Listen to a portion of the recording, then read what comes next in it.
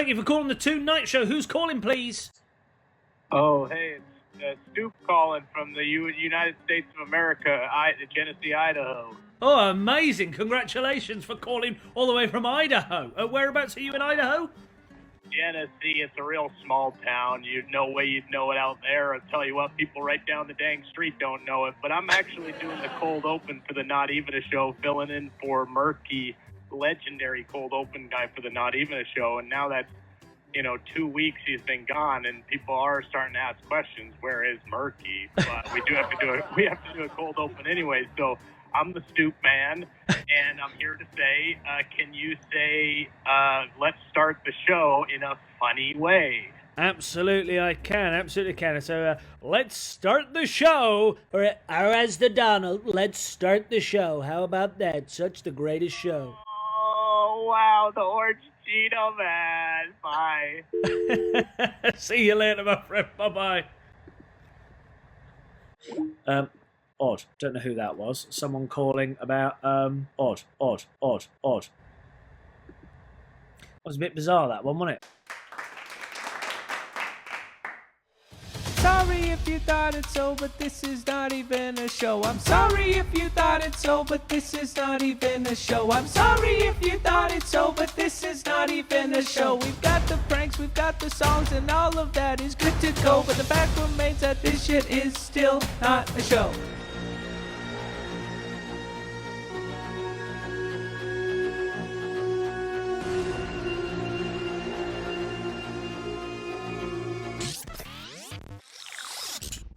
I guess you could say that I get strained if you lift something too heavy without using your legs, because I'm back. It's me, MMC, in the flesh. I've wrestled back control of my channel from the evil Colonel Dufree, who did manage to escape with his life, as well as with my wife, and as well as with an AI version of myself that he installed into a 1989 Chevrolet K car.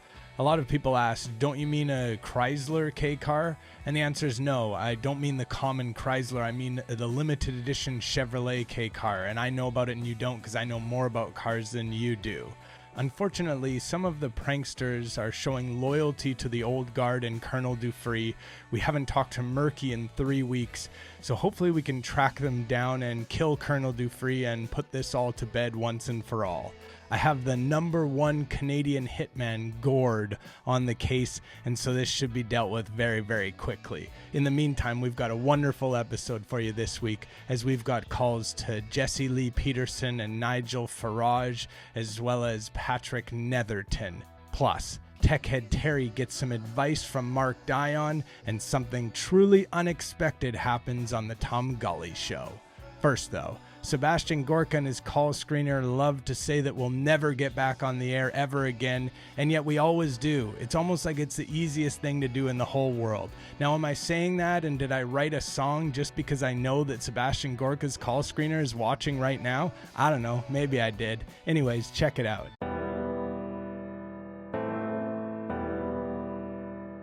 Let's go to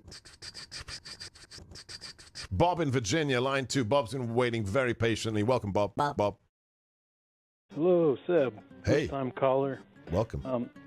I've been a listener since you started. Oh, God bless. And I've actually never called any radio show, but I had a question. You don't even sound nervous. What do you do for a living? Are you like a brain surgeon or something, Bob?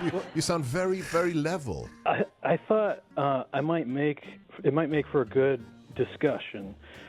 Is it true that you tried to join the Klan, but they didn't have a big... God, these guys, Bob. You don't even sound nervous. What do you do for a living? Are you like a brain surgeon or something, Bob? He's hiding in his mum's basement. Don't cut him off next time. Let's have some fun with him before he runs home to his mother's skirt. Let's go to Dave in Arizona, line 3. Welcome, Dave. If I need an easy call, someone with a head not small, someone who will blow a fuse, well, I know that someone's you.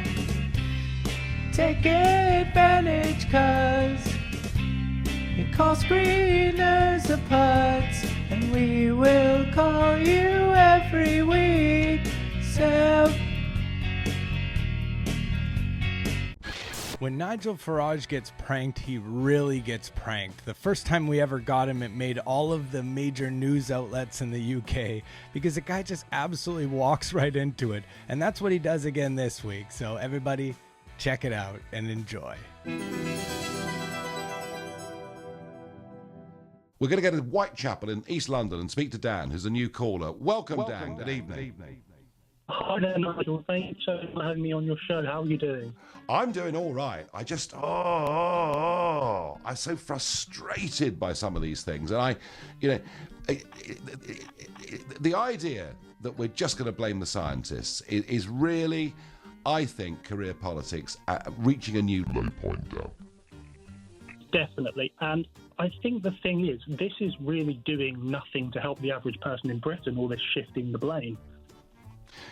No, it isn't. I mean, what does the average person in Britain want, Dan, in your view? I think the average person in Britain really wants to know what's going on, and they want to be able to get back to work. I mean, I work in a restaurant, and I've got no idea when I'm going to be able to go back. Funnily enough, Nigel, actually, I learned about your show from some of my regulars, and I do miss them very dearly. What they were chatting about LBC, were they? They were. Unfortunately, I haven't seen them in a long time because, unfortunately, we actually had to stop serving white supremacists. Oh, very good, Dan. You are a really, really smart guy. The Tailgater is a beer-loving, sports-loving, mostly beer-loving guy who calls into sports radio shows, and his favorite show to call is the Patrick Netherton Show. They have a great dynamic where Patrick basically pretends like he hates Tailgater, but he really loves him. Check it out. Now to make what is undoubtedly going to be a fantastic contribution to the Patrick Netherton Show. A fantastic contribution to the Patrick Netherton Show. On the phone line at 318-320-1130, it is Gator. Gator, what's up? Hey, Patrick, what's happening? It's Gator calling, and I got some great news for you. All right, fire away. My wife got a divorce from me. Okay. And that's great news because... It is. And first I was a little bit sort of, oh, man, this is a big change. But it's turned out to be for the best. And you won't believe the reason she gave? Do you want to guess? I'd rather not. So you're not gonna believe this. Okay. So the whole reason she divorced me is the one specific thing. She says, "Oh, the only reason I want a divorce is because it's a nightmare living with you and being in a relationship with you, and I haven't been happy in 10 years." He's a motherfucking tailgater.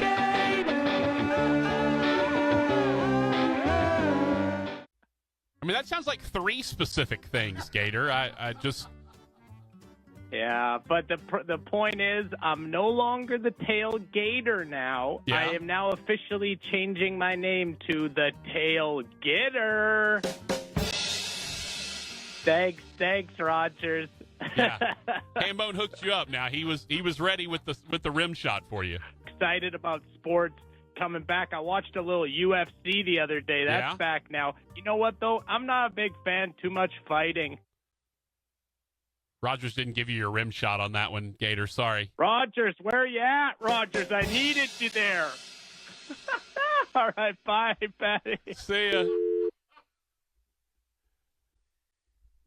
That was two really bad jokes that he dropped in there. Jesse Lee Peterson is a bizarre men's rights activist host who loves to talk about how important it is to be an alpha. He loves to talk down to betas and explain how men have to be a certain way, and so we decided to call in with a certain type of prank. Check it out.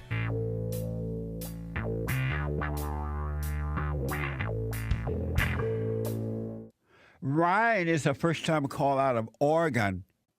I used to live in Oregon. Welcome to the show. You're on the air.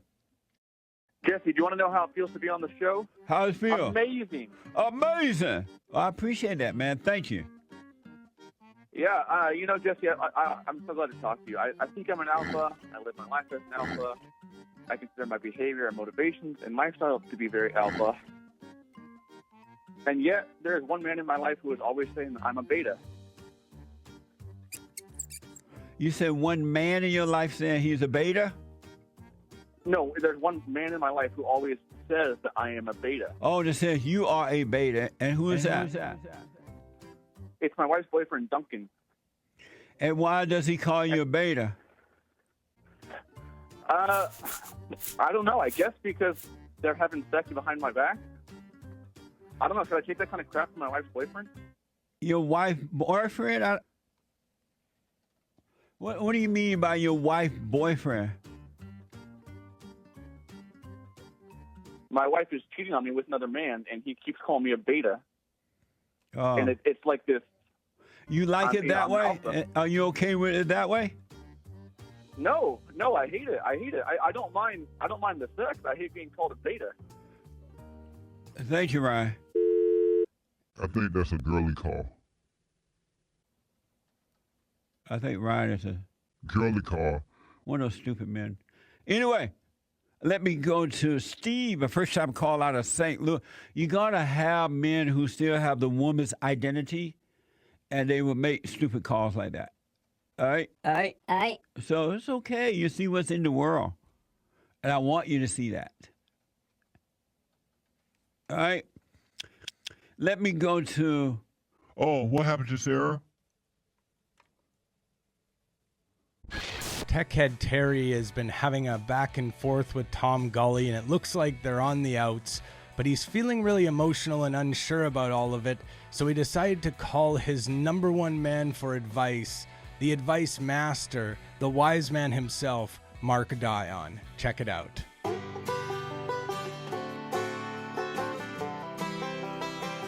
Let's take a call. Hi, you're on with Marc Dion. Talk to me. Hey, Mark, I just wish they would open up the Best Buys and all of the technology stores. Hey, it's me, Terry. Hi. I thought you'd be a little bit more excited to hear from your old friend, Terry. That's okay. I'm not the most excitable guy in the world. That's true. I understand. I forgive you. Did you hear I'm up for President of the United States of America? Somebody called me and told me that.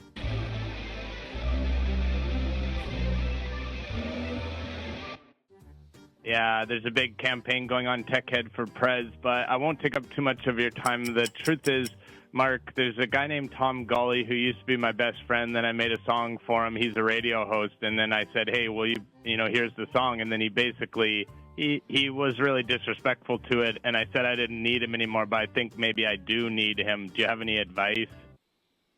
Well, oh, you mean you need him for your presidential campaign? No, just in my life, I feel empty and alone without him.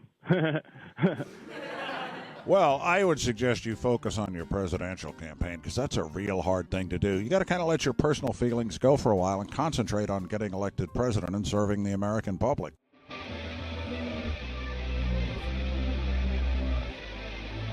That is such good advice. You are seriously so wise, and I'm so glad that I have you in my life, Mark. And you have a wonder. And I like your shirt. That's funny. I like your shirt. See you later. All right, thank you, boss. Marc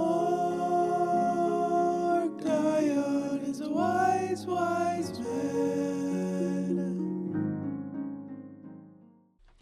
That is Tech Terry, who calls us occasionally. He's running for president. End of sentence. Let's take a break. With his advice in hand, Terry decided that he was going to call Tom Gulley and let him know that he's going to focus on his presidential campaign, and once it's all said and done, he'll come back to being a friend of Tom and calling into his program. But his plan ran into a little bit of a snafu. Check it out. Hi, and welcome to the Tom Gulley Show. You're on the exclusive bonus content Facebook pre-show. Hello, Tom. How are you? Hey, Chris. How are you?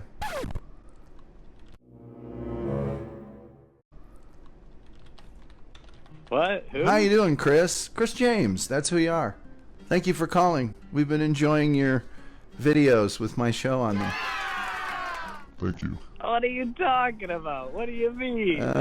We're not very smart, but we finally got wise to you, and we're very flattered that you would choose to spend your time on your fine program, both praising and ridiculing us. Yeah. How did you find out about it? I'm curious because I think it was always better when you didn't know. But how did you find out? I just found out yesterday. And how did you find out? What was the method? One of the listeners said that there's a guy named Chris James. He's got a show, and he sent me the link to it. And that's how. And I watched a couple of them. And Tom, I'm sad that you found out. I'm happy on one level, but I'm sad on another level that you won't be able to really talk to Tech and Terry ever again. Yeah, that's hurting me inside deeply. Can I tell you one last thing? Yeah. That song. What is it? When I saw the song on your, you're gonna hate this. When I saw the song on your YouTube video, I really liked it. Oh, piss. This would be a Behringer B1 microphone running through a Euphoria UMC. Oh yeah, I like that. Another phone call and it's Terry on the line. He loves to talk tech and he talks it all the time. And Tom was willing to talk tech with him. It meant so much when Terry's light was feeling dim. Tom was unpredictable, and they would often fight, but Terry had the time of his life. Grow up, dude. Grow up. I'll do that for you. I'm trying to tell you that I'm trying to tell you that I'm part of you. I'll do that for you. You need to grow up. I will. You need to grow up. I will do that. So take the hentai porn and begs for pick and poo. And just know that Terry will always miss you. Tech talking back and forth, it's sad to see it end. But although we lost a show, Terry gained a friend. Tom was unpredictable, and they would often fight. But Terry had the time of his life. I'm living my best life, but I don't need you. It's Terry. He's living his best life. So he calls again to tell me he doesn't need me. Like hentai? You mean hentai, like to the hentai store or something? No, I live in remote Utah. There's no hentai store here. But that sucks for you, dude. Aren't you at a... Well, hentai... hentai store? Do you ever... Tom was unpredictable, and they would often fight.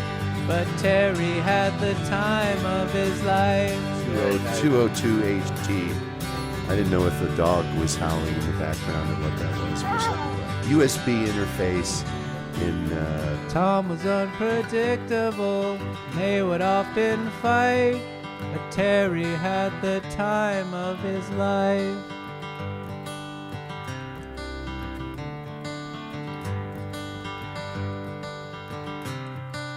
It sounds like you're getting aroused talking about tech, but what I would say...